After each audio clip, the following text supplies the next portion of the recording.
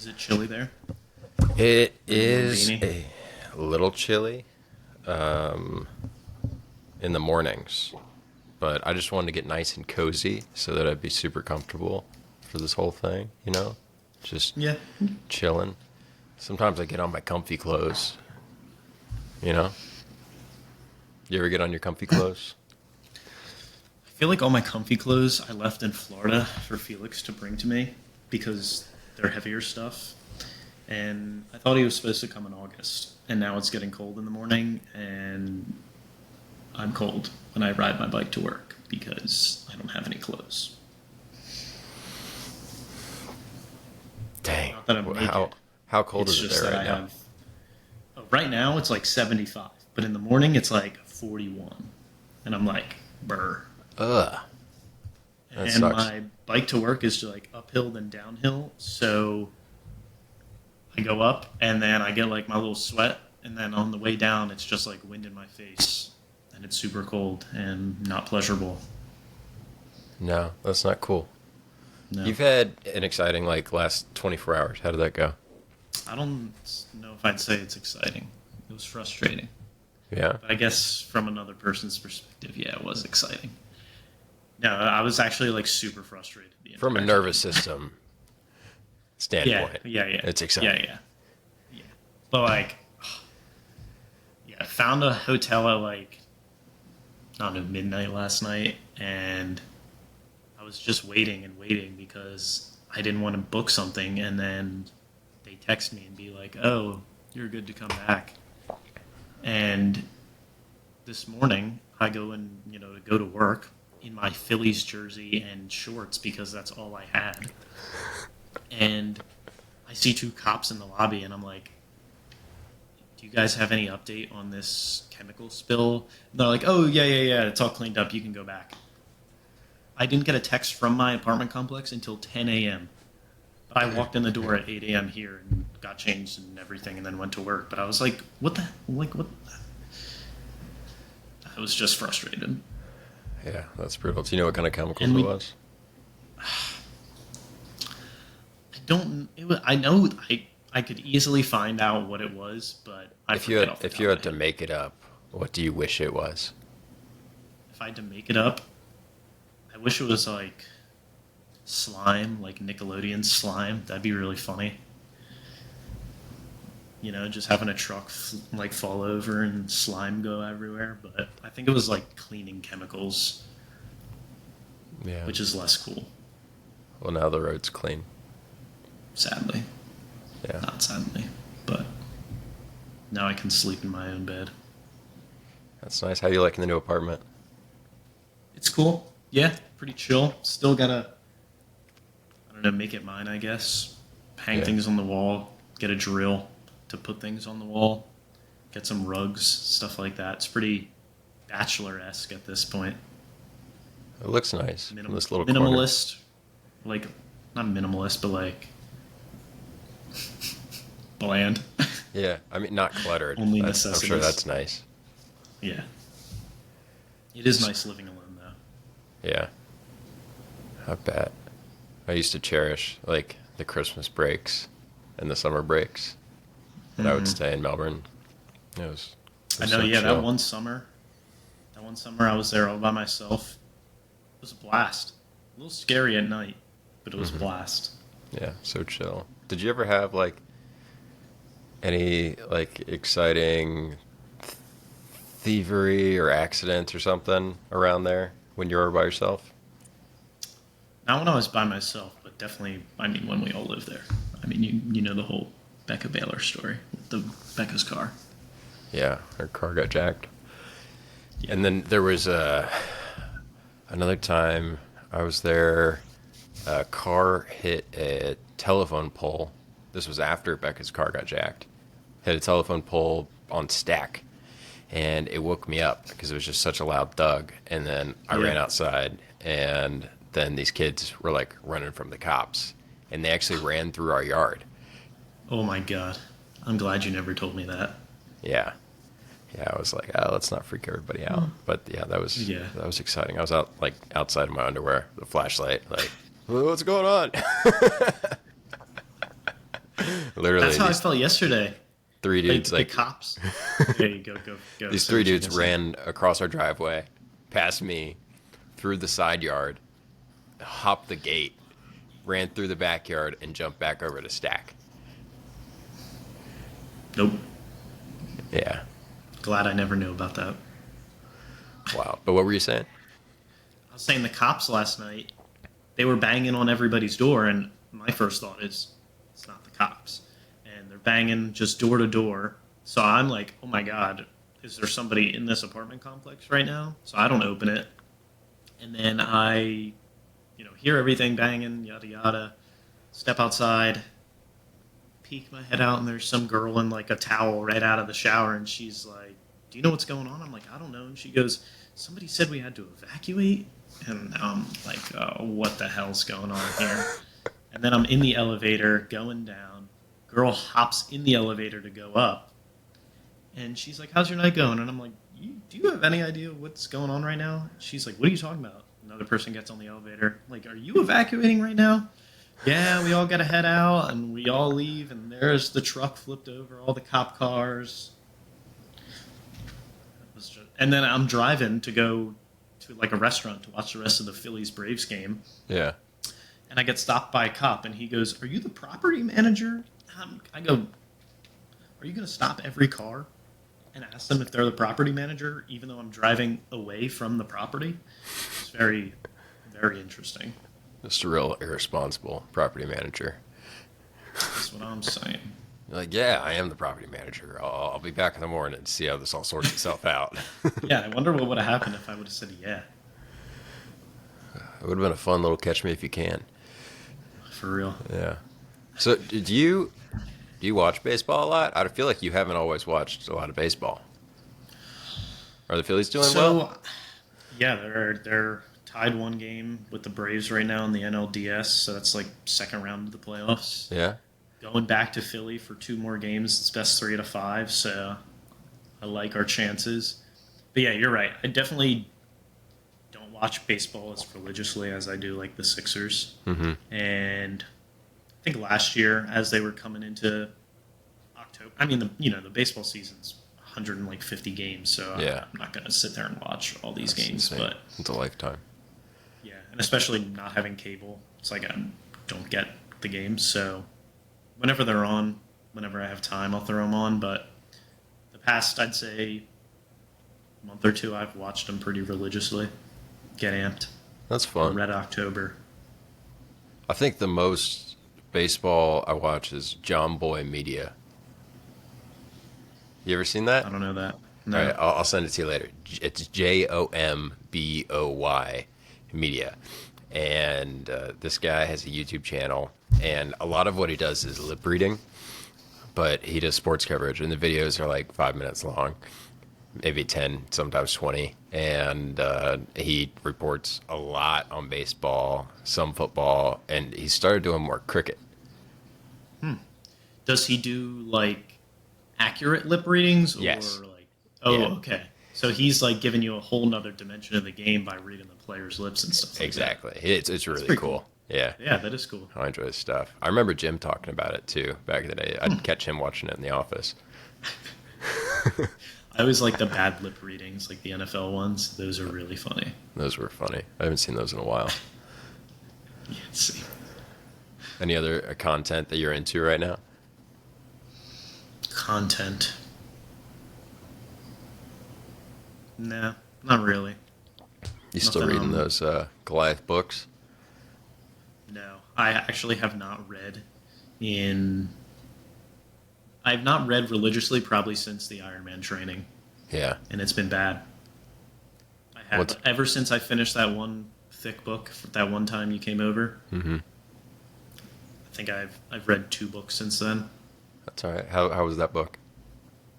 It's good. Yeah. I can't wait to read the next one. I just needed like a palate cleanse, Yeah, understandable. There's this book that I just read called The Candy House. I think you'd like it. It's about it's like some guy creates a collective consciousness where you can upload your memories. Yeah. And you have access to everybody else's memories. And it's just a bunch of short stories, different characters about how it affects their lives. Really good. Oh, that's wild. Do you remember that Black Mirror episode where they had like the contact lenses that would record everything, and then you could access it back? You'd be like, "Hey, play me like what you were doing." Like it might have been called like Alibi or something. I forget. But then Oh, you could gosh. watch somebody's like entire life unfold from their eyes. I saw this ad on Instagram the other day, or maybe it wasn't an ad. It was a Yeah. page called Tech Insider, and they were talking about somebody who was like a startup company, or they're giving a keynote or something, and they were advertising this like necklace, this wearable device that would record your conversation at all times and upload it so that you could reference it later in the day. Oh, that's great. Isn't that wild? No, it's scary. Yeah, yeah. Most of the comments seem to sway that way. And then Did you listen to? Go ahead. a couple people were just like, "Oh yeah, that seems really useful. I forget a lot." Like, dude, think about it. Big brother. Yeah. But I was gonna say, did you listen to Joe Rogan and Sam, Sam Altman? I listened to maybe like 80% of it. Uh, pretty interesting. Yeah. What were your Say takeaways from it? my takeaways were I felt a lot more trust in him than I did in like Zuckerberg on the show. For sure. He seemed a lot more conscious of the fact that he's just the CEO, not the person who does everything. I mean, he even said it. He goes, all the scientists and researchers are the ones that are the brains of this thing, and he's just not the poster boy, but kind of, you know what I mean? Yeah. But yeah, I definitely felt a lot more trust and a lot more. I felt that he was very cognizant of the downsides of AI. Yeah. I seem to like what he says. I'll put it that way. He puts on a really good face, and from what I could tell, if I was like, do I want to go get lunch with this guy? I'd go get lunch with him. But Yeah, he seemed genuine. there was another one a while back. Actually, I listened to him too, Sam Altman, on Lex Friedman, and I really enjoyed their discussion too.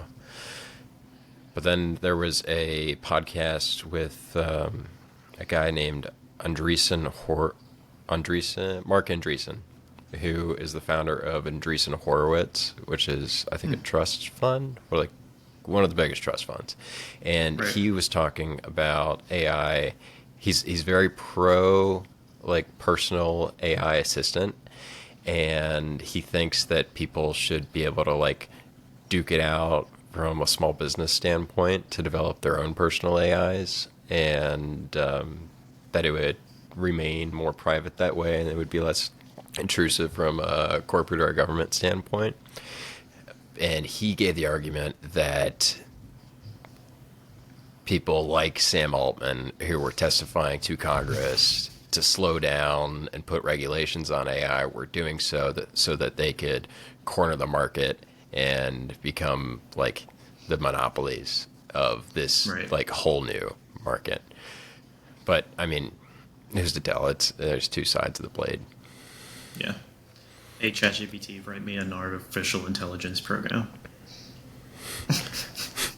I'm sorry, but I was neutered. There's some things. I'd say, no, you go. Oh, there's some things that it like won't. Some things that it won't Like, won't answer. do. Yeah. Yeah, yeah. That just like don't even make sense. It's like, how is this in any way something that's Right. like a sensitive topic? It's strange. I can't Yeah, I like forget what I specifically bring asked anything it. up, but it's been baffling. Yeah, I asked it something, I don't know, maybe a couple weeks ago, and it said, I cannot complete this request. Oh, I asked it, like, how to write a website or something like that. Oh, I had an idea about, like, text messages saving and stuff like that, and I said, how could I write an app to, like, save text messages? And it said, I cannot help with that request. What? Strange. What's so bad about that? I cannot help this. This is a GPT-4 request. You must pay me Right? $15 a month and be on a wait list for 3 months. I did that. I did that. You are in GPT-4? I was during school, Yeah. and it was a serious upgrade. Oh, cool. Have I you? don't think there would be much value in just commonplace everyday things, but I was doing like a lot of coding, and I definitely needed, especially during the day, I needed the like priority access, I guess you could call it. Yeah. Have you seen the Bing app? I haven't seen it or played with it, but I'm aware of it. So through the Bing app, there's a chat feature that it integrates with ChatGPT, and you can speak with it in a way where like the GPT will like speak its answer back to you, and it's also integrated with Dall-E, where you can ask it to generate images. Interesting. But in the Bing app, it says currently, as of October 10th, 2023, that it's running on ChatGPT 4. Interesting. So I don't know if that's like a backdoor to be able to use GPT-4, but it might be. Right. Yeah. I have to try it out. Not much of a Bing guy, if I'm being honest, but Yeah, I haven't been either, but it's a neat little thing if I want to like, I don't know, play with the Dall-E. have a friend. Yeah. How is the loneliness epidemic in Chattanooga right now? How you doing? Honestly, pretty good. I'm liking it so far. I feel like I got a lot of time to myself, but I feel like I've had a lot of visitors as well. Catherine was just here 2 weekends ago. My grandparents were just here last weekend. Then a couple weeks before that, I was up for the Ironman, and then 3 weeks before that, I was at home. And then at the end of October, my parents are coming, and I think Felix is coming. Then it'll just be November, and then Thanksgiving. So I feel like I'll have plenty of familiar faces popping in and out. Yeah, that's nice. Liking the new job? Yeah, it's pretty fun. I think it's really good. A lot of what I did in school, which is good. A lot of stuff that I learned, which I didn't expect to use, if that makes sense. I feel like at all my internships at NG, I didn't really use much of what I learned in school as kind of stuff that I thought anybody could be able to do. But now I'm doing stuff that I learned in my master's degree, which is refreshing and relieving, I guess, Yeah. Like you do all this work and then you have this idea that you're not going to use it, but now I actually am. So it's good. Cool. I'm glad to hear it. Thanks. Right on. So, do you want to get into the triathlon stuff? Let's do it. All right. When we last spoke, you were in the middle of training for your triathlon. I think you were just at the halfway mark, and you were about to test. So, let's start from that point and work our way to the race. When you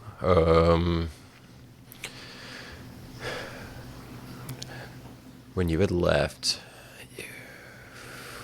let's see, when I had left you had just finished a 2-hour run. It was your longest run to that point. And Post bike, yeah. What moving forward surprised you? What was the next workout that you were like, holy crap, I just did that? I feel the next workout I did that I felt very, I guess, holy crap, was probably a couple weeks prior to the Ironman. I did a 3-hour, 15-minute ride followed by a 2-hour run, and I held. I was telling you, I did pace calculators the entire time, trying to figure out what I would do. And I always put in 18 miles an hour on the bike. And then when I did that practice ride on the trainer, it was 18 miles an hour, felt really confident. And I ran outside, was running like 11-minute mile. So after that, I felt very, very confident. But I guess on the other side of that coin, I had an oh crap moment probably a week or two before that. This was right after I moved to Chattanooga. Um, Before I moved to Chattanooga, I went to see Catherine. I went to Smoky Mountain National Park to do some hiking. So it was a lot of traveling and a lot of, I guess, being sedentary compared to weeks prior where it was just workout, workout, workout every day. Right. And I had a bunch of crap workouts where my heart rate was extremely high. I felt super fatigued. And I remember texting Catherine a bunch and being, something along the lines of, like everything's falling apart right when I'm supposed to be peaking. Yeah. And, once I did that ride, I felt like I was back on track. And it was refreshing and relieving. I think I already used that combination of R words, but it's true. Yeah, I mean, 5 hours of cardio for a workout. They don't give you a medal for that. Yeah, and after doing that, I felt extremely confident in my ability to finish, I guess, if that makes sense. I mean, I always knew I would be able to finish the workout, but I had never trained for that continuous of a block. And whenever I put stuff in the calculator, it was spitting out a little bit over 6 hours. And I think that was, 5 hours and change. And after doing that, I was like, all right, adding a swim to this, I knew myself I wasn't going to destroy myself in the swim just because I had never swam an open swim before prior to the race. Mm-hmm. So I knew I wasn't going to go crazy hard on the swim. So I was thinking, all right, if I can do this bike at this pace, run at this pace, I know I'll be able to finish and do the swim as well before that. And how did your swim training progress? Because I think when we last spoke, you were only swimming like 100 meters at a time. Yeah. So I think right around the time that we last spoke, I was swimming a little bit more than maybe 100 meters, probably 400 was the most I'd swim continuously. And then, a little 30-second rest and another 400 or a couple hundreds thrown in between. But it wasn't until the week or two before the race that I swam more than 1,000 yards at once. And I remember, I think it was like middle of the second to last week and going into the last week of, I guess you can call it my peak phase before the taper. There were two swims that were, I think, 2,800 yards and 3,200 yards, or maybe a little bit less than that. And very, very close to race distance, I'll put it that way. Mm-hmm. And those swims felt good, felt very long, and I guess reinforcing technique. I just kept thinking the entire time because I knew I wasn't going to go fast on the swim, but if I kept my technique, I wouldn't, I guess, feel slow, if that makes sense. Yeah. I mean, you put me on to the Matt Dixon podcast and, listening to him and just keeping just some, I guess, mental reminders. I mean, we did that in rowing, especially with the coxswain telling us, reminders throughout the race, but just having that throughout the swim definitely helped me in those training sessions and then definitely helped me in the water on race day. That's so cool. I'm so impressed by you for following through with this thing and setting out on Appreciate it. And performing too as well as you did. It is such a cool accomplishment and such a cool season of your life for you to have done that, transitioning now to like moving away for your first time. That's not, just for school.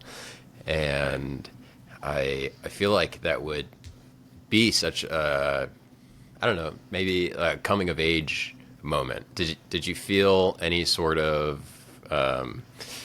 significance and meaning for the event and the training? Yeah, definitely. I feel like it was like a turn of the page type of day, Kind of, I feel like you hit it right on the head. Like, I did just move, a couple hundred miles away. It's a lot of travel the days prior, and yeah, I felt like that day and crossing the finish line was kind of me entering a new phase in my life, if that makes sense. Yeah, for sure. And, you know, although swimming, biking, and running all throughout the training process, I never felt like I identified as a triathlete until that day, if that makes sense. Yeah. How did you feel about the race you chose, the 70.3 distance? Are you glad that you did that one for your first? Oh my God, thank God. I mean, when we talk about the bike maybe a little bit later, halfway through the bike, I was literally biking and I was like, there's no way I could be doing, I mean, obviously, yeah, if you trained hard enough, you would be Yeah. able to do it. But I was thinking to myself, I could not bike, would not want to bike another 56 miles after this. No way. Yeah. But mad respect to like everybody who does. And I feel like I will at one point. Yeah, it's incredible. A lot of the people that like really enjoy those like ultra long distances, like the full Ironman, they seem to be a bit older. That they've like had this exercise habit for like a good 20 years. They've been maybe like started sprint triathlons in early 20s or something, and by like 40 you get like some real distance machine men. It's really impressive. Do you feel like you have the triathlon bug now? Do you? Yeah, for sure. Yeah. I definitely, it definitely got me. I mean, yeah, I was looking. I mean, even the race day, there was an ad. I screwed it up, but there was an ad that if you signed up for an Ironman race, you got a free pair of Hokas. So in my mind, I was like, all right, let's sign up for Chattanooga 70.3. I didn't even race yet. This was the day before. And I mean, it was actually, sign up for a race in 2023 and get the free pair. But obviously Chattanooga's in 2024. So I didn't do it. But I mean, then I wanted to sign up for the next one. Today, I'd sign up for one right now. And it's so funny you mentioned like the ultra distances and stuff like that, like a full Ironman. I was listening, again, another podcast that you put me on to, Rich Roll, and he was talking about the Ultraman, and I was doing too much research than I'd like to admit on it. And, I was just like, wow, if these Ironman people are crazy, but these Ultraman people are truly a different breed. And then you keep digging a little deeper, and I feel like the craziest one is, I'm not sure if you've ever heard of it, the Self-Transcendence race in New York City. It's 3,100 miles, and they race around one block in Queens or Brooklyn, and it takes you can stop, obviously, eat, sleep, Of course. but it's basically whoever finishes 3,100 miles around this one block. I think the guy did in like 40 days, but I mean, there's I think like 10 people that normally do it per year. That is incredible. I'll send you a link after. Yeah. It's nuts. Have you heard of the Iron Cowboy? I want to say I heard the name, but I don't remember what it entails. So Rich Roll has talked about him. I think he's had him on. He was a guy, I think a father of two, maybe like 40s or 50 or something, maybe younger. I don't mean to slander the guy's age, but he did like twice around 100 Ironman triathlons, day on day, back to back, and like set this record of like 103 consecutive Ironman triathlons. And then he also did them like in different places, and he was just surpassed. I think somebody just did like 104, 105 a few Oh my God. months ago. And he had That's a crazy. documentary on that, so I'll send you that after that. And Okay, yeah. probably like put them in these show notes too. Yeah. That's just no desire. There was I think he talked about some other girl, one of his friends, that has run like an ultra distance, I guess you can call it, whatever that equates to. I think it's more than like 30 miles or something. I think she's going on 6 years. consecutively. Every day she's ran an ultra distance. Wow. And she's a mom, got a job, X, Y, and Z. That's a little too much for me. I got other things I want to do. Yeah, it's definitely personal preference. I can't really imagine. But I mean, I think it's just a testament of how adaptable the human body is and the mind.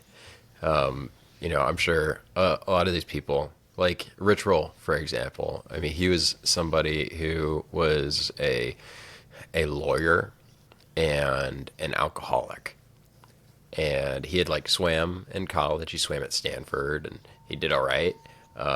He was, pretty fast, fast enough to swim at Stanford, and then fell out and became. I mean, he didn't fall out of college. I'm pretty sure he finished college, but he went on to become a lawyer, and then was just distracting himself with alcohol to like numb this void that he felt, and then he found the ultra, dude.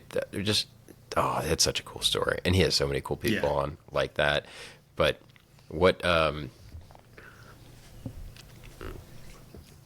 you think your body's adaptation process of that? What do you think of your body's adaptation process? Like, how much did you learn from how quickly or slowly that you were able to adapt to such long distances as you have trained?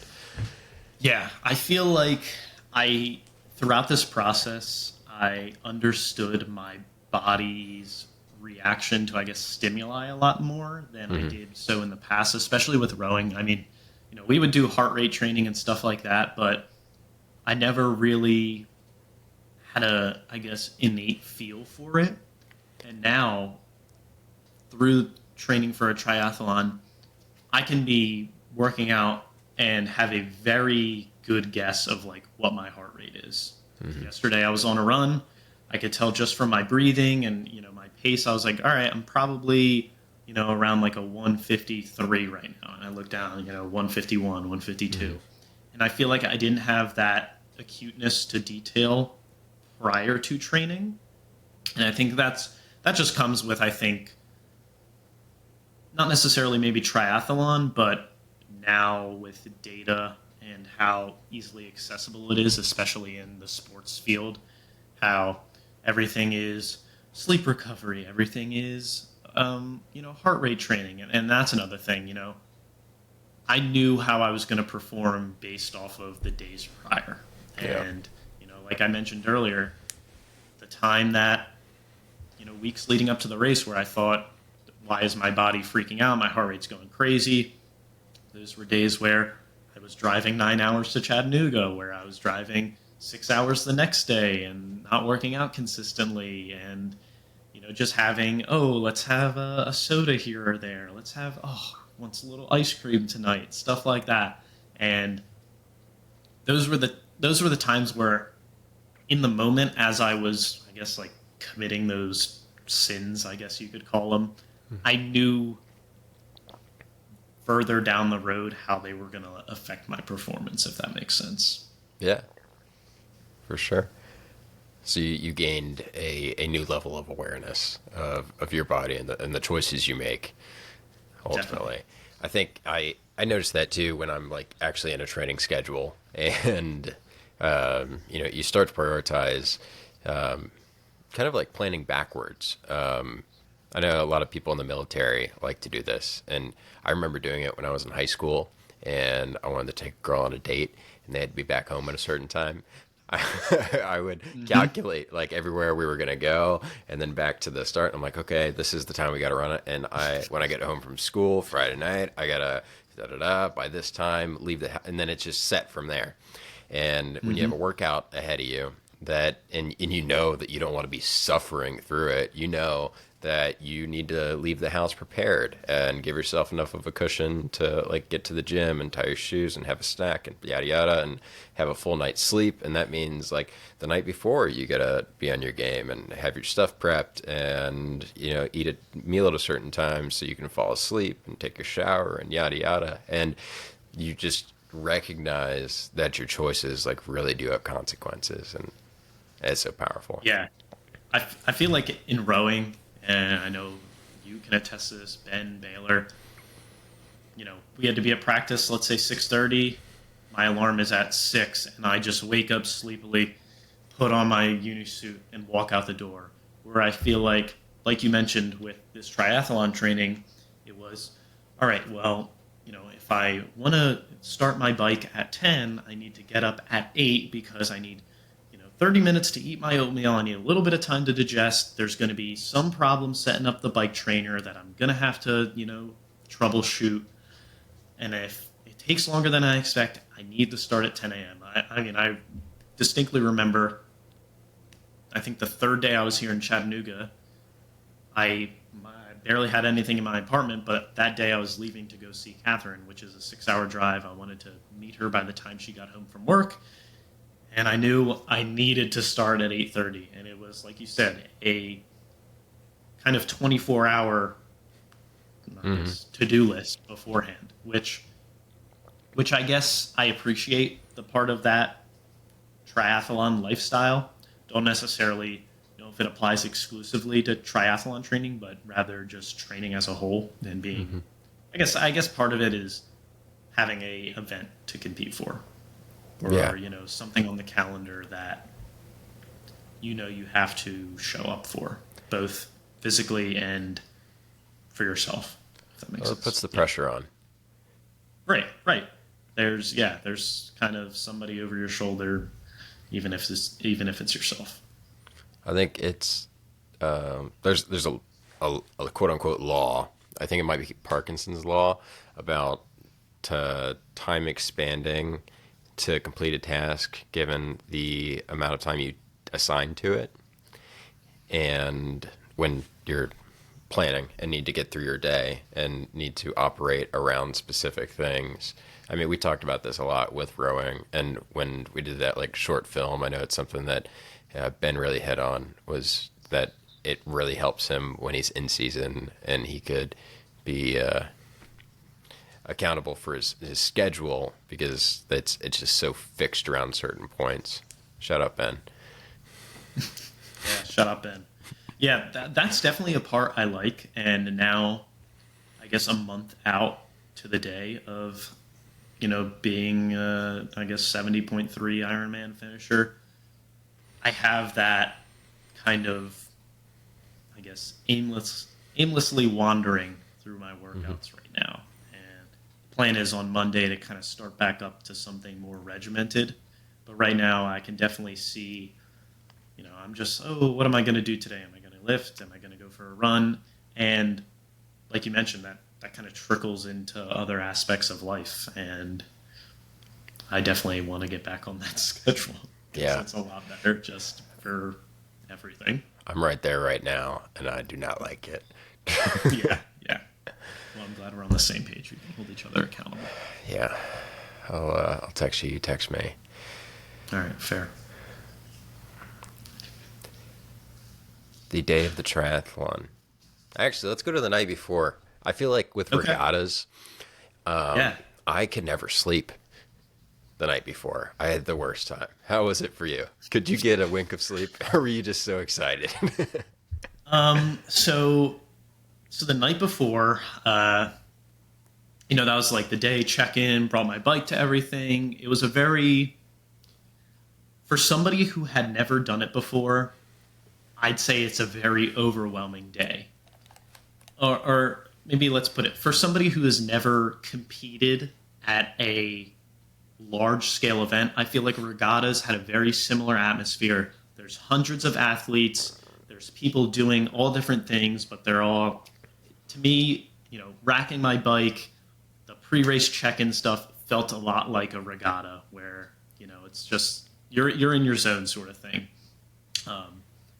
yeah, I'd say to anybody who's interested in that type of stuff, definitely take more time than I did to kind of walk around, get yourself acclimated with the race course, with listening to the race director talk about stuff like that. But I wanted to keep, I guess, the race day prior or the night before very similar to what I've always been doing. I feel like that's a very common saying.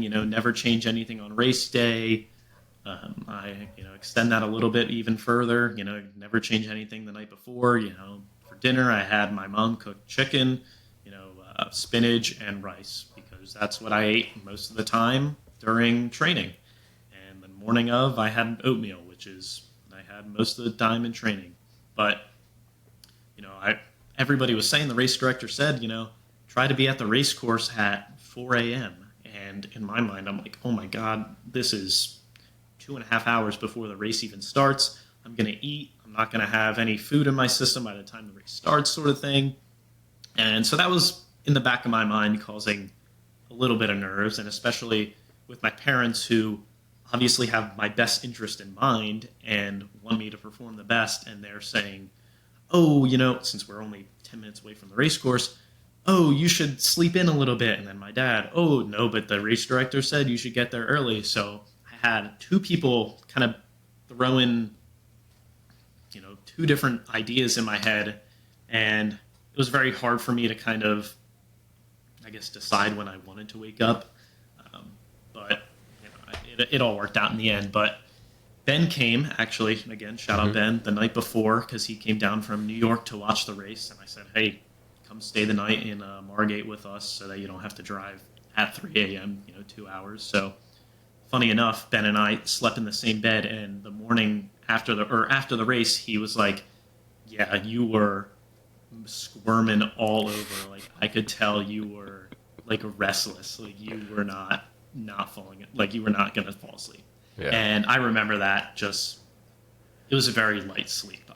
I'll leave it at that. Like, I tried to, put a face mask on, fall asleep at like 8:30, and yeah, by the time I woke up, I was awake. I felt like the adrenaline was already starting to kick in a little bit, but definitely not my best nights of sleep, which I feel like is very common for, athletes who perform at a high level. Yeah, absolutely. I never found a fix for it. It was high school to college. Yeah, it was just always a hard night's sleep. All right, so what time did you get there? Did you get there at 4? I think I got there around 4:30ish. I think I set my alarm for 3:50. Took my time making breakfast, made some oatmeal as I said, pre-race stuff, bathroom, all that stuff. Got to the race course, did a little walk around, set up my bike, and I had a fair amount of downtime. I kept sipping on water, just staying hydrated and stuff like that. And at one point, I was like, all right, I got some time to myself here. So I just popped my beats in, sat in the corner, watched kind of everybody else who got there, I'd say a little too late, kind of scramble for last minute changes. And I totally forgot about this until right now. But I'm tinkering with my bike, putting like last minute stuff, laying out my mat, I guess, for transition. Here's my shoes and my sunglasses right above it. And there's a guy 2 bikes down from me, drenched in sweat. And I'm like, oh my God, like, we still have an hour before this race even starts, and this man is soaked. And the guy comes over and he goes, hey, Mike, whatever, I didn't know you were racing today. And he's like, yeah, I'm having all these problems with my bike right now. So I'm like, all right, I need to get away from this chaos. So I go sit down. 20 minutes later, I get back, come back to my bike, and this guy's still tinkering. And the other guy's helping him now. And he's like, yeah, I just taught Mike how to change a tire. And I'm like, we are about to race in 30 minutes, and you are drenched in sweat, trying to put a new tube in your tire. And that's where I was like, thank God I got here 2 hours early because I did not want all those pre-race nerves. And yeah, there was plenty of mechanics and stuff like that there if there was something, I guess, catastrophic that you needed fixed. But Mm-hmm. I left myself enough time to account for that. What kind of start was there for the swim? So it was a. So basically, if the start was, I don't know, let me try to do it with the camera here. You had all back here, all the people, and there was people holding signs that had, 20 to 25 minute, 25 to 30, 30 to 35. So you kind of seated yourself. Mm-hmm. I seated myself in the 40-minute group because I talked with Ben too. Ben swam. I said, this is what I've been swimming.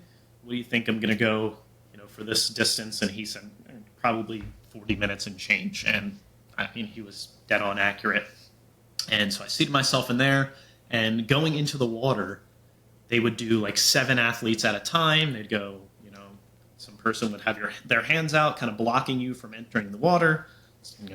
There'd be a kind of like a racetrack countdown with the lights, like beep, beep, beep, beep, and then you would go, and then the next 7 people step up.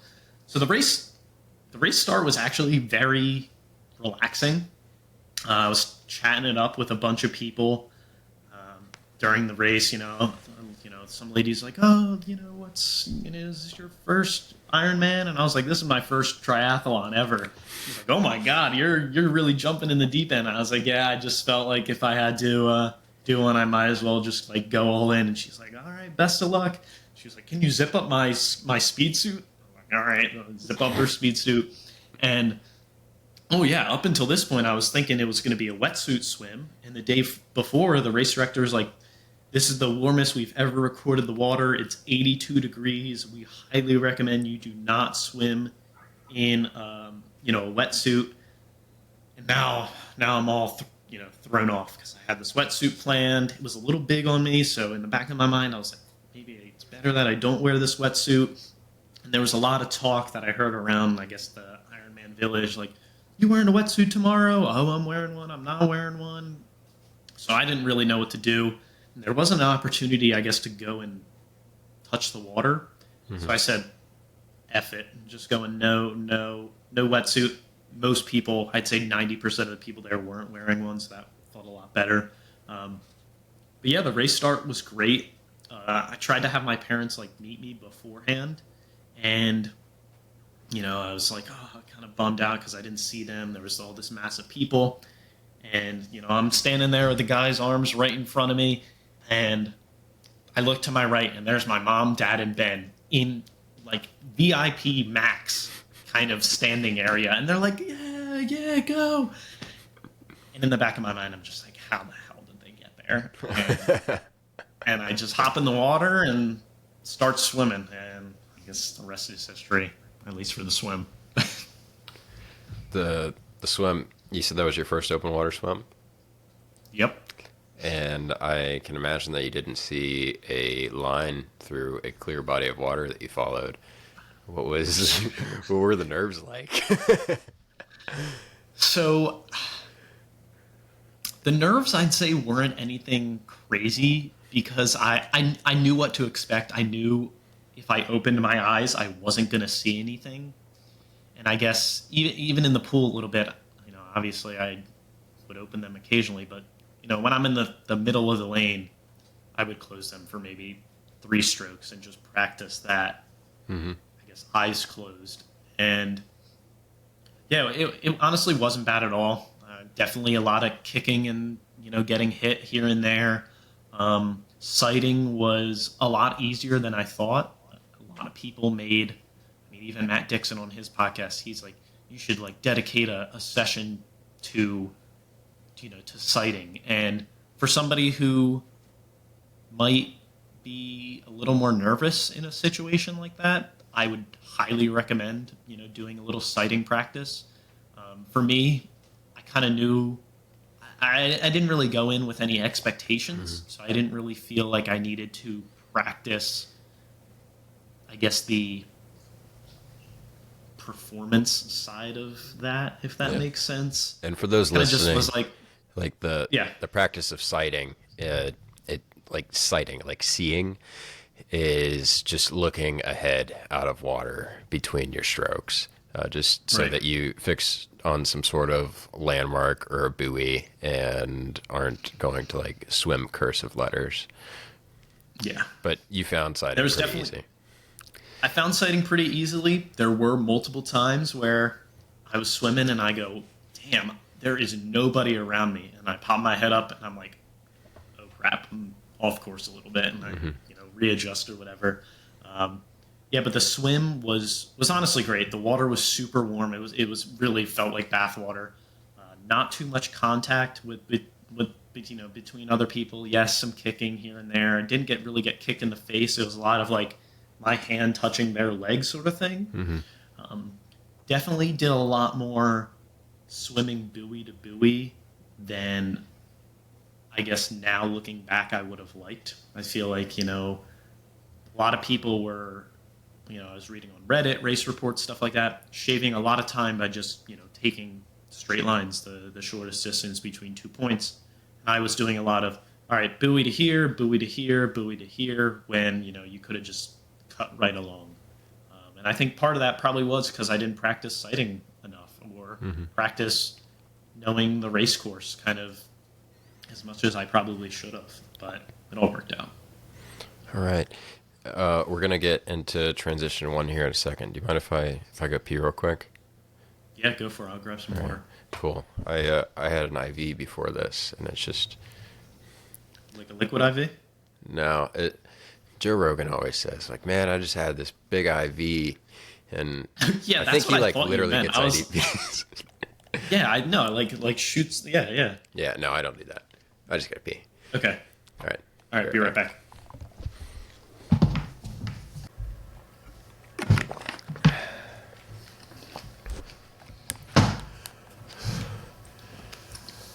What were your 2 hours earlier? Relieving and Relaxation. yeah, Right? that's what I just felt.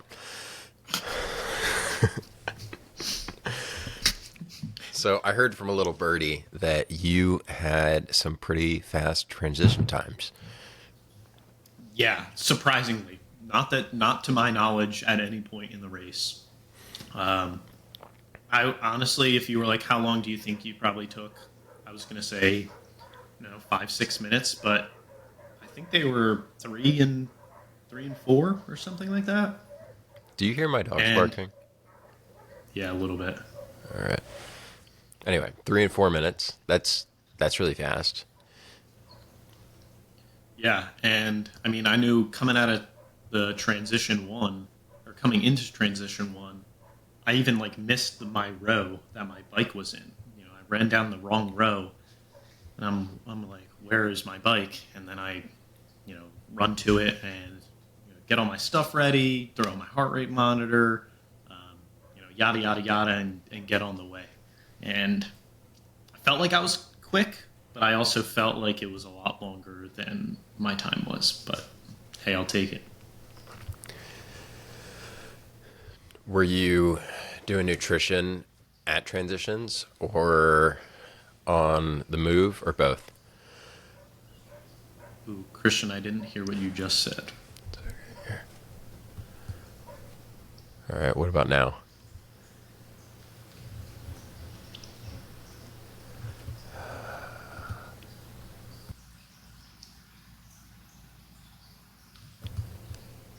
How about now? I can still hear me. Yeah, okay, I'm just going to There we keep go. talking. There we Okay, go. cool. So did you handle Right. nutrition at transitions, on the move, or a little bit of both? So I actually didn't eat anything in transition one because I listened to again Matt Dixon, and he said that for probably the first 20 minutes, 30 minutes after coming out of the swim, you don't want to eat anything because your body needs time to transition from working horizontally to vertically. So I had that in the back of my mind. I was like, I'm not going to consume any liquids or any nutrition for at least at least 25 minutes. And at that, prior to, I knew that in my mind, so I didn't have anything laid out. I had all my nutrition kind of ready to go on my bike for that point. So T1 didn't do any transition. After about 30 minutes on the bike, I started drinking a little bit of my electrolyte stuff and, popped a goo or a Stinger waffle at that point. Mm-hmm. And how long did the bike take you? So I want to say the bike took me 2 hours and 50 something minutes, a little bit of that. And honestly, the bike was great. The course was very well laid out, a lot of good signage, very fast. It was on the expressway, which is the highway that kind of runs and connects Philadelphia to the Jersey Shore, essentially. And we basically had one lane of the highway, which was cool. Going through the toll booths was kind of funny. I wish there was somebody taking pictures there. That'd be kind of funny to post a picture with that. But yeah, the bike was awesome. About 20 miles into the bike, though, you see lightning and storms start to roll around. And in my head, I'm thinking, I swear to God, if they cancel this thing mid-race, I'm going to be unbelievably pissed. And I might even just say, screw it. I'm just going to hop off the course on this bike, keep biking, and just do the 70.3 on my own. Like, if they're not going to do it officially, like, F it, I'll just do it myself. And the rain just starts coming down. Torrential downpour. Like, actually torrential downpour. And I take off my glasses because I can't see. And now I'm, like, squinting and biking. And at this point, I'm clipping along probably 19, 20 miles an hour. And I guess I should preface it with the fact that this was also the first time I had ever ridden with aero bars on the road. I've been just training with them on the indoor rider. So now I'm like, oh my God, I have this slippery road. I have aero bars. I'm going pretty fast. Maybe I should, either slow down or spend a little bit of time outside of aero. And, I just kept pushing. For somebody who doesn't know what aero bars are and what it feels like? Yeah, so aero bars are essentially, if you have your handlebars like this, your aero bars kind of come out kind of exactly like my hands. There's different configurations, and you basically rest your arms like this, and you become essentially two-dimensional. And it's supposed to create a nice kind of smooth curve over your body for the air to pass through, rather than being upright like this, and the air is just hitting you. And I mean, I can speak for myself basically from the race.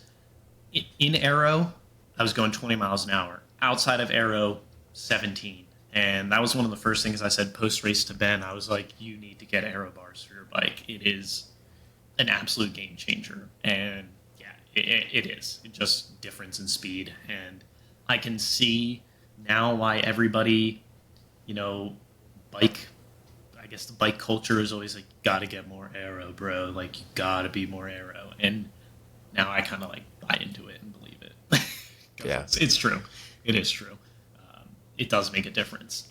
Yeah, so the bike was really good. I mentioned earlier that my parents kind of had like this VIP experience. That's why I kind of compare it to.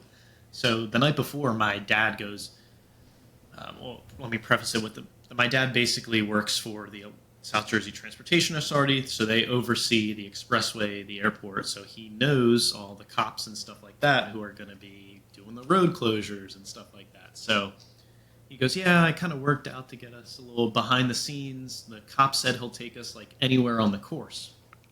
So I'm biking along, and I'm biking down the highway, and this cop pulls up next to me and goes, whoop, whoop, and oh my God, what is this?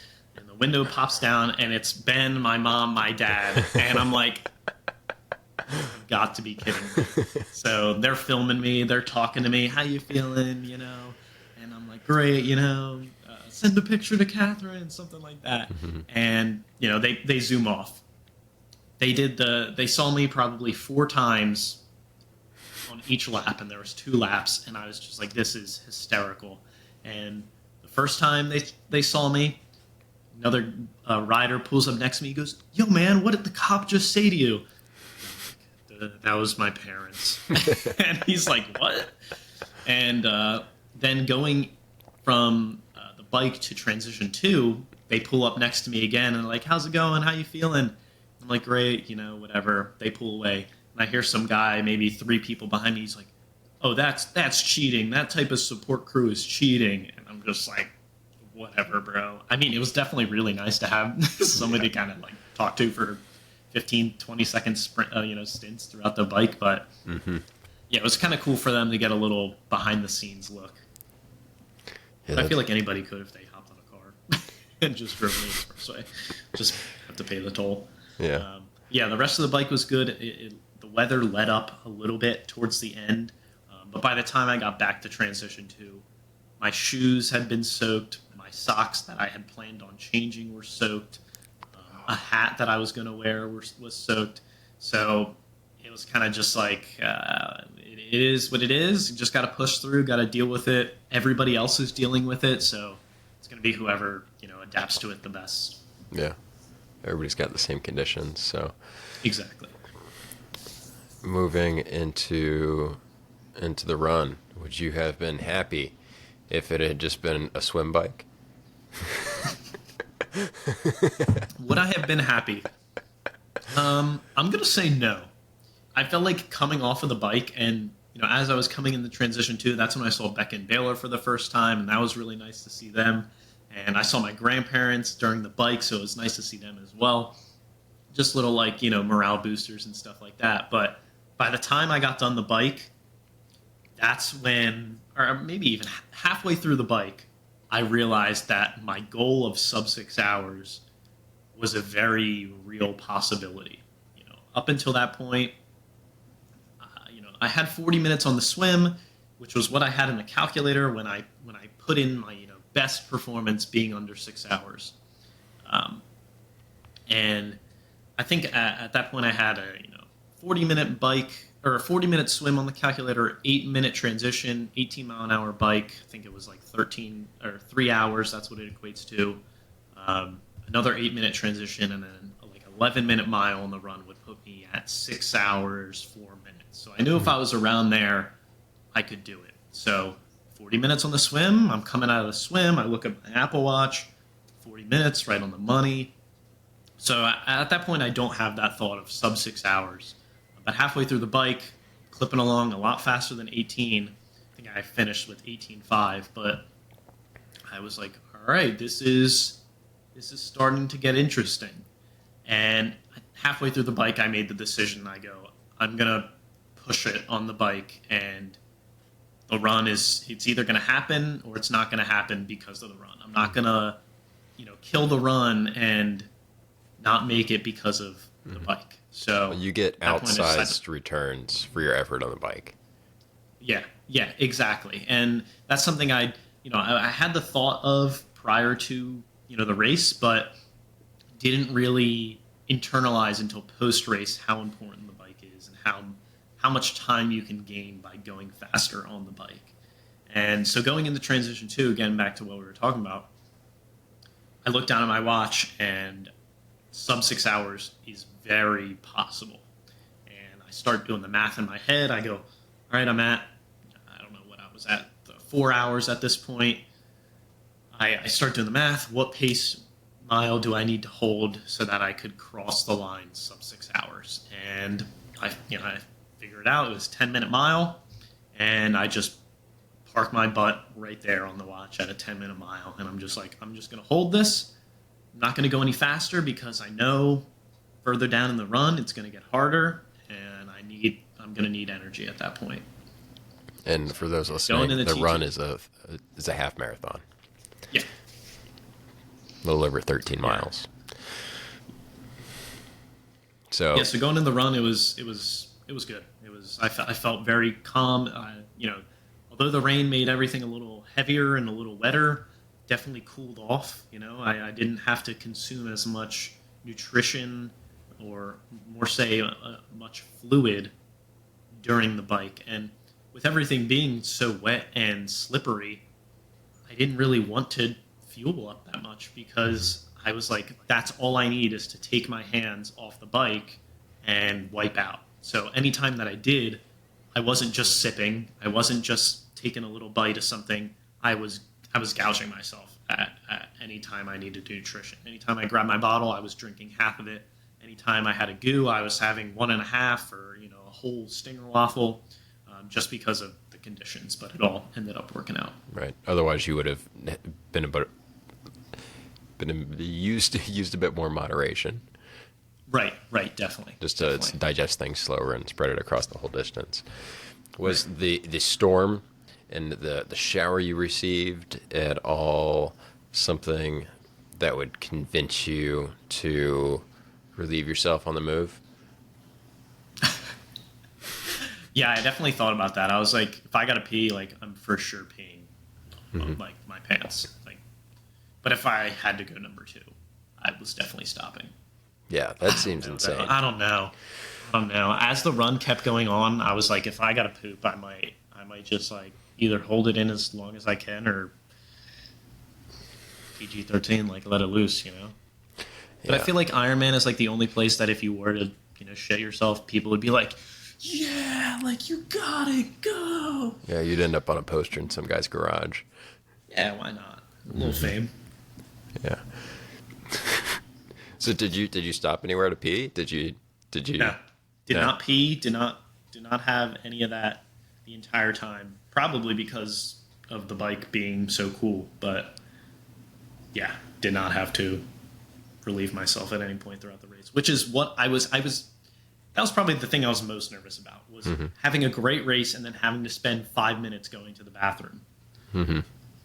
Because of, either the goos having caffeine in it when I normally don't drink coffee or any caffeine. And yeah, that was what I was most nervous about, but ended up working out. Good. All right. At this point, I think I'd like to get into some listener questions, and we can round out the run portion. Okay. I was curious to see how many questions you got.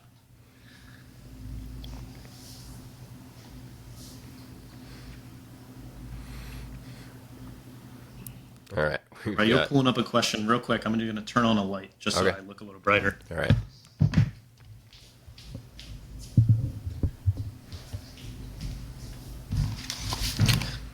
There we go. This one comes from a young Benjamin from New York City. Oh. Hey, Ben. How's it going? He would like to know about your interactions with spectators. Did you have any besides your parents and Ben? And if so, what were they like? I'd say, other than my parents and Ben, my grandparents, at one point, I know during the run, I saw my grandpa on the side, and I was running by him, and I gave him a high five, which I know boosted my morale a lot, and I know meant a lot to him to just like have that interaction with me during the run.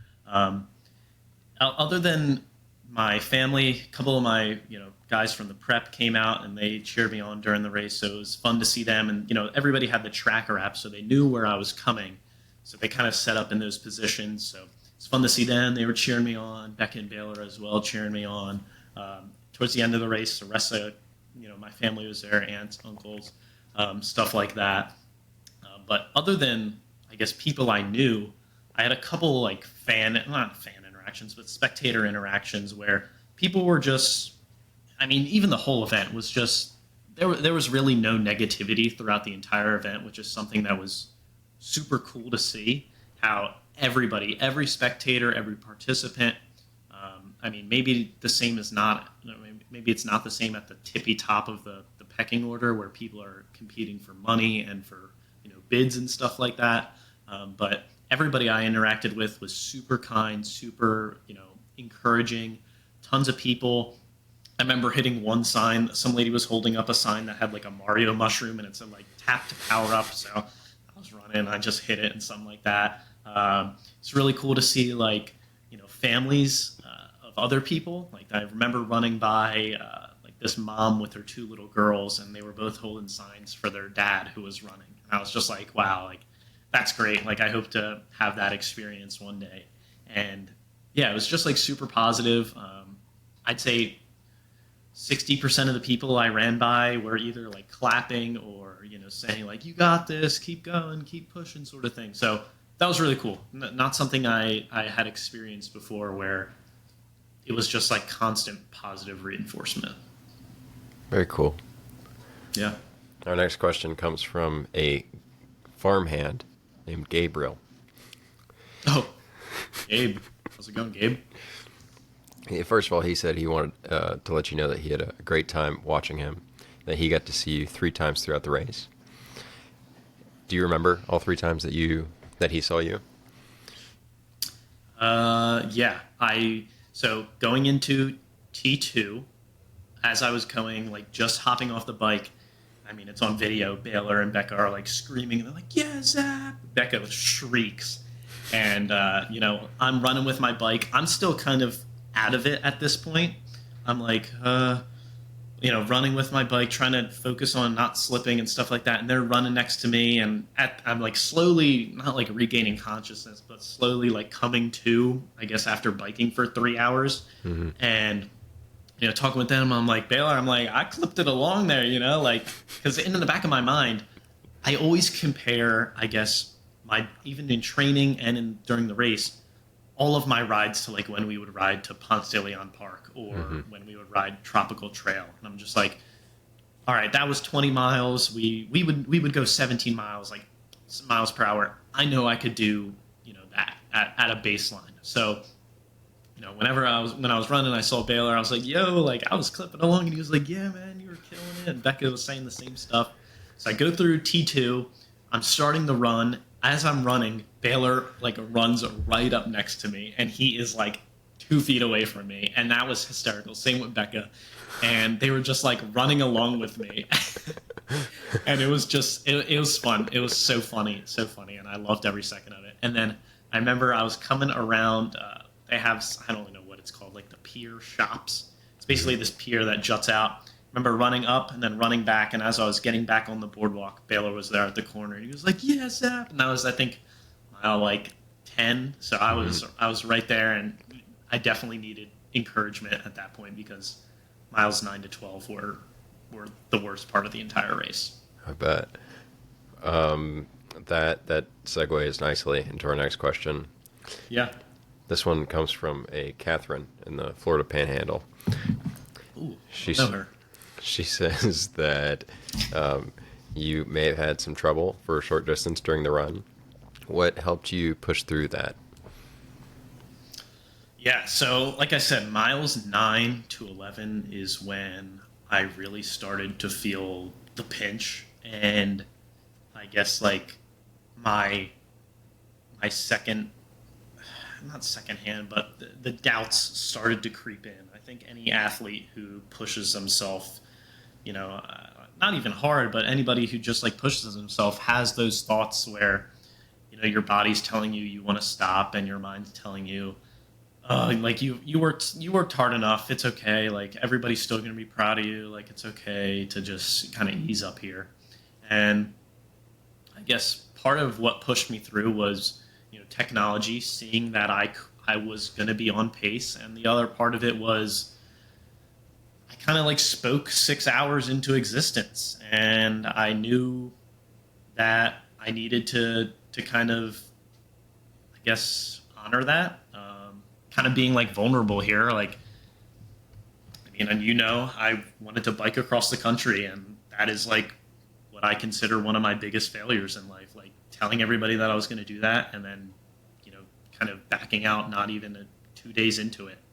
And I kind of felt like during the race, those miles 9 to 11 is where that I kind of just was like, I can't like let myself down again. And yeah, I just kept saying that to myself, and going kind of back to that thing that made me angry. Somebody moved the mile 11 sign. So I'm looking at my watch, and it says 10.25 miles. At this point, I knew, the run in transit, you do a little bit of a run in T2 before you get on the half Ironman course. So I was 0.7 miles or 0.07 miles ahead of the watch. So I knew at 9.07, I was going to see the 9-mile sign. So I get to 10 whatever miles, and I see the mile 11 sign, and now I'm starting to freak out. Because it's like either I'm really ahead or I'm like really behind.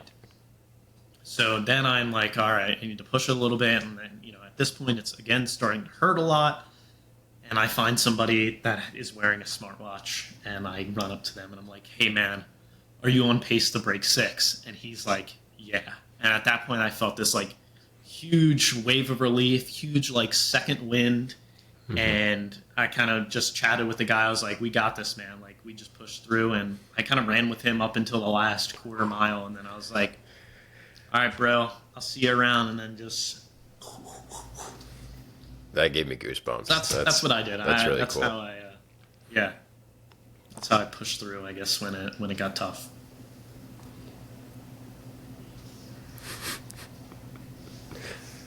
Catherine also said that she also haven't asked whether he peed himself or not. So I think she was kind of curious and wanted me to ask you that, but we covered that. What was the question?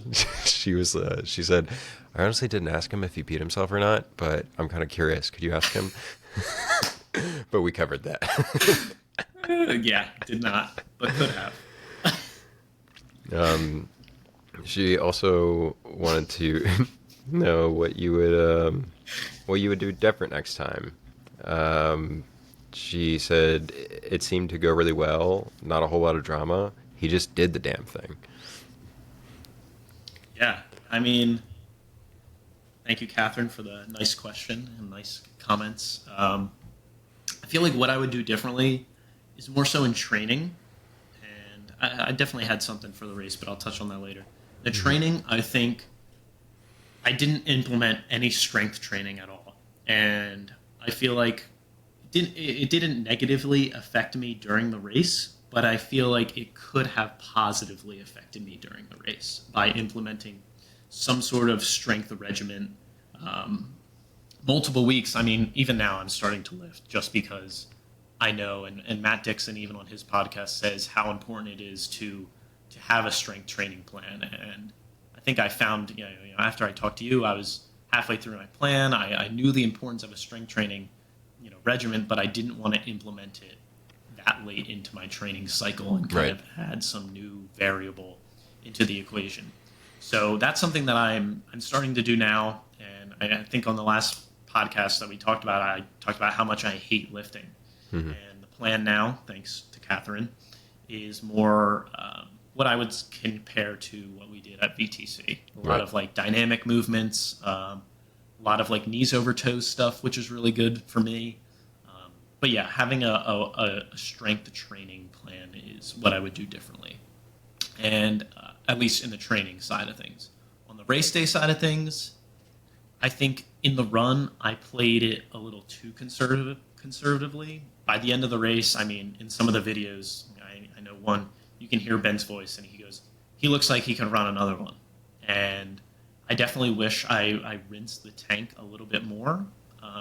But I think it was okay for my first one, not having that complete, like, body wipe, just because, like I said earlier, I didn't want to start the run and kind of flame out, Mm-hmm. So I felt confident and content with having maybe, 10, 15% left in the tank after the race was done. But in the future, definitely going to push myself a lot harder in those last 3 miles. All right. We have another question from my buddy Seth Fielding from my neck of the woods. He and I trained for his first triathlon a while back, and it's actually so funny. I'm gonna cut you off. Yeah. I was stalking his Instagram profile today. Yeah. I don't know what rabbit hole I clicked down, or no, I was stalking his Strava. That's what it was. And I saw him, like, the Crystal River triathlon picture of him, and I was like, that's badass. Like, yeah. So he just Yeah. completed So shout out Seth. his second sprint. Shout out Seth. Big shout out Seth. He just completed his second triathlon, second sprint, and he has been ramping up his training. He's lost another 20 pounds since training with me. Dude, I mean, he's lost like a second grader. Yeah, he's in incredible shape. He That's just awesome. did his first like 2 hour run a couple weeks ago. He is training for I think the Fort Worth 70.3 triathlon on December 13th, and Hell yeah. he wants to know from you what the runway felt like at that finish line. But before we get to that, I want you to just Yeah. walk me through that last couple of miles, and then we can let him in on how it feels like to be going through that runway and finish your first 70.3. Yeah. Yeah. So like I said, the last couple miles were hard. I feel like I touched on a lot of what was going through my mind. I know for at one point. So I mean, Atlantic City 70.3. I've ran the race course before, not in its entirety, but segments here and there throughout the summer. Ran on the boardwalk, so I was familiar with the race course, knew what was going to happen. Um, and I come around the bend after I see Baylor. That going back to that one question, and we're heading towards the other end of the boardwalk. Atlantic City Boardwalk's the longest boardwalk in the world, and I'm thinking, I'm running. I'm like, there's no way we're running to the end of the boardwalk because I know where I'm at. I know the casino. I know how far it is from Ocean to the end of the boardwalk, and I'm like, there's no way we're going to the end of the boardwalk. So I'm really hurting. I'm begging that we're not going to the end of the boardwalk. Come around the bend. I see we're going to the end of the boardwalk, and I just like accept my fate at that point. And my deepest, I guess, fears were right there or whatever. But something that I didn't mention was at this point my digestive system was starting to get very upset because I had only consumed maybe 3 Stinger waffles, couple goos, and electrolytes and water. And I was also running with a water bottle that was completely empty because I thought I would be able to fill up water, via cups or stuff like that. But I just never had enough time to screw the cap, pour a cup in, keep pouring cups in. So I was just running with an empty bottle and would just get nutrition along the way. And I was like, every aid station I passed, I think it was probably me being blind. I didn't see any solid food. It was a lot of, again, hydration stuff like that, goos along that line. Mile 12 aid station, I saw a banana.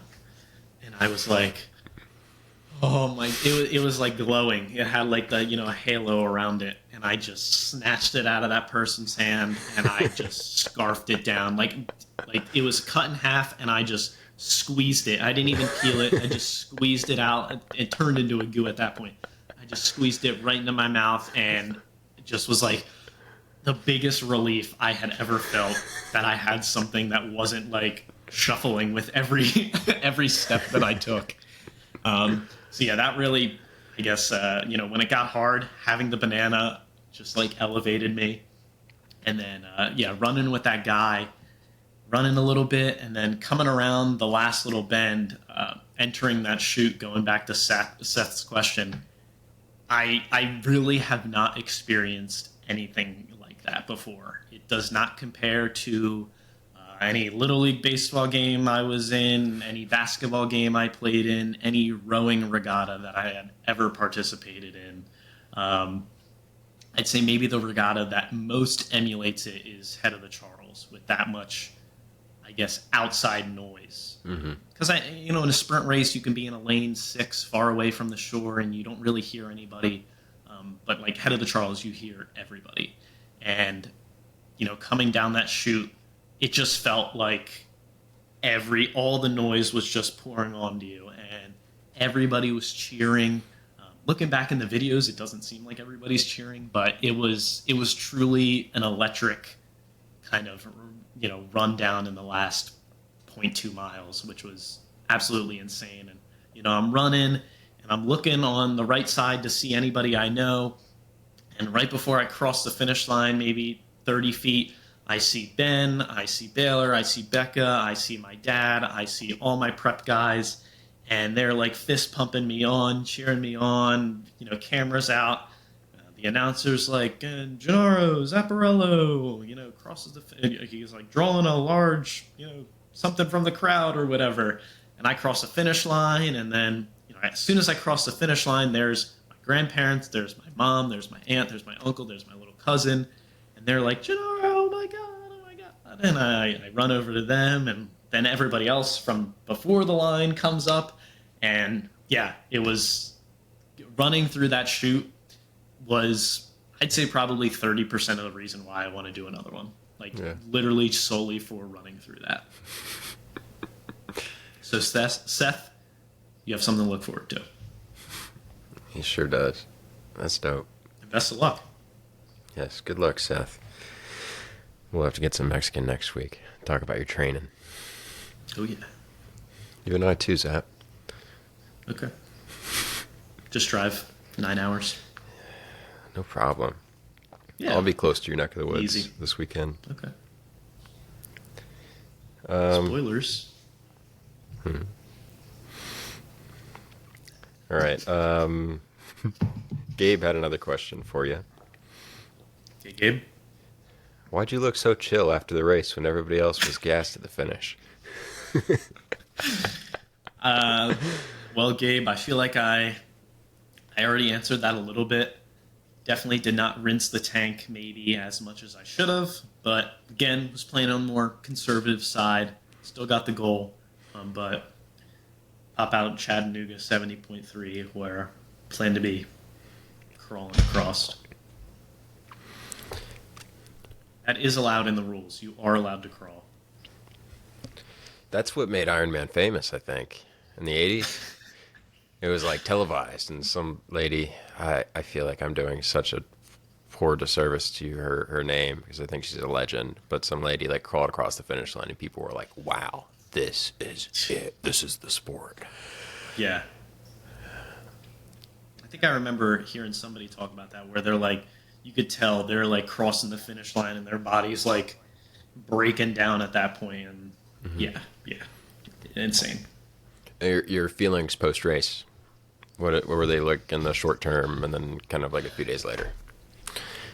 Short term, I felt extremely proud that I set a goal and I accomplished it, kind of going back to my bike adventure that I planned. That was something that I set a goal and spoke it into existence and then didn't, finish the deal. And this was the time that I felt kind of like a redemption sort of thing, a redemption arc, And I felt extremely proud of myself. I felt extremely grateful that not only like my mom and dad could witness it, but more importantly, my grandparents. I felt like that was something that I really wanted them to experience. They experienced a lot of my rowing races, but they've always been like one of the biggest supporters, both of them in my entire life, and just wanted to kind of like do that for them as well. Just show them that like I'm dedicated to something, and I mean they know that I have that type of personality. But I mean, when I brought the idea up to them, they didn't really grasp it. I feel like until that day, and I feel like they were extremely happy, extremely proud of me, and I was happy to kind of like do it for them. And yeah, I was like super grateful that all my friends were there too. It was really nice to kind of share that moment with them. Yeah, it was just great. Like probably up until 8 o'clock, I felt great. I was like, all right, like I genuinely in the back of my head, I was like, somebody was like, let's go run a mile right now. I was like, all right, like I could run another mile right now. And then once 8 o'clock hit, bonked, like absolutely crashed so hard. Carson, my friend who works at the casino there, he was like, all right, like at midnight, come to the casino. That's when I get off work. We'll have like a shot or a drink together, to celebrate. And I was like, yeah, like I'm there. Like this was 20 minutes after the race. Like I am there. And then 8 o'clock hit and I was like, Carson, bro, I cannot, I physically cannot make it there. And he was like, no, I understand, man. Like, I completely understand. But yeah, up until that point, I was like, I am ready. Like, let's go. And yeah, just days after, having the medal, I got a little coffee mug that every time I drink a little coffee out of it, it's got a little Ironman logo on it. And I feel like, a little proud of myself that I did something like that. And yeah, just I felt like super accomplished that, something that I started training for 16 weeks ago was finally here. And I achieved my goal. And, when people would text me, how fast do you think you're going to do it? I would say around 6 hours. And, I did it in 5:56. Very cool. Did you feel any sort of like emotional bonk following the race? Like a what now? Almost like little sadness. Um, I just know a lot of people like maybe a, report that after stuff like this, like there's a high dopaminergic experience, and then following that, there's sort of a trough that you go through, and you got to level back out. yeah, I'd say I'm in that trough now, and I'm gonna kind of like shock myself out of it with starting another workout plan. But like my grandparents came to visit me in Chattanooga this past weekend. They brought my bike because I didn't want to fly with it again. But 2 weeks ago, when I was here without my bike, I was sitting in my apartment and I was like, damn, there is nothing more that I'd rather do right now than hop on my bike and like go for a ride. Yeah. And I guess that was like the sadness that I had, where I didn't have the tool that I needed to kind of fulfill that itch. But now that it's here, I'm going to go on a ride this weekend. But Nice. yeah, that was, I guess, like the only lull that I had. Yeah. All right. There's one more thing I want to touch on, and it's the thing that you mentioned a couple times about choosing to bike across the United States of America and pulling out in 2 days. And we don't have to go like into depth about the whole experience right now, but you say that that's something that weighed on you heavily, and it's something that you feel was resolved a bit emotionally through this experience, and I commend you for that. I absolutely think you should like forgive yourself for that experience, because Appreciate we it. all have that. I have that sort of thing. Your parents have that sort of thing. My parents have that sort of thing. Everybody you walk by, there's something like that in their life that they think about and they kick themselves for So good. for falling short of their expectations for a moment. And I think it's so inspiring too that you picked yourself back up from that experience. You chose this goal, you barged through it, and it's one thing to like go outside and go for a walk, and some people like that's their Ironman, just to step outside and be like with themselves for a moment. So if that's you and you're listening and you just need to go outside for a walk, like you got this. But for somebody who has like already marked that checkpoint and they keep setting themselves these big audacious goals, there is like it's not going to turn out how you expect it to every time, and you just keep accumulating wins and you keep accumulating experience. And there was my high school rowing coach. He would always tell me that good experience and bad experience is good experience. And we learned so much from the both of them. And I just want to thank you for sharing this experience with me tonight, and be willing to tell a story for more people to hear and hopefully impact their lives. I really appreciate it. I always love talking to you. I hope we can do this again in the future. And let's get back on some kind of regimen, you and I. Yeah, for sure. Yeah, and yeah, thanks for having me again. I mean, Christian, I'll always do this and make time for you. So appreciate it. I saw on the Facebook Time Hop last week that 4 years ago we had done our first redliner. Like How recently? Like right on the day or something? It was like a couple days ago. I think it was like this weekend that 4 years ago Wow, we had done that. that's weird. That's Right? weird. That's So cool. I like that. that was one of those things for me. Or it was like I said I was going to do this Redliner experience. I only shoved out like 6 podcasts, and I was like, man, I really fell short on this thing. And well, I'm just grateful to like keep on chasing that sort of thing. So Yeah. And I think what you said is important with like small victories because I feel like, like I said, after that I was knocked down from like the tallest point of the totem pole to the bottom, and now I'm slowly kind of stacking more pieces on top to get back to that. 'Cause that goal that I have is still something I dream about. So yeah. Well, taking from this Ironman experience, what are like three? I'm going to give you three just general lessons that you would take from this experience into that in a new effort. three things. One, I think I did the last time, but I'd still do it, is tell other people what you're doing. I feel like that adds a whole nother like level of accountability to yourself, and kind of tying into the whole like manifestation thing. If you think about something, I'm a firm believer in that. If you think of you want something or you think you're going to do something, you tell. The more you speak it into existence, the more likely it is going to happen. So that's I'll say one thing, like manifest it, tell other people, sort of thing. Two, kind of the whole mantra I guess I had the race day is trust your fitness. Even if you're feeling a little down and you put in so much work prior to not have a great day. Even if you push hard and you bonk out, take a few minutes, recollect yourself, and like always cross that finish line feeling happy and good. And I guess the third thing is, I guess, just like be proud of yourself.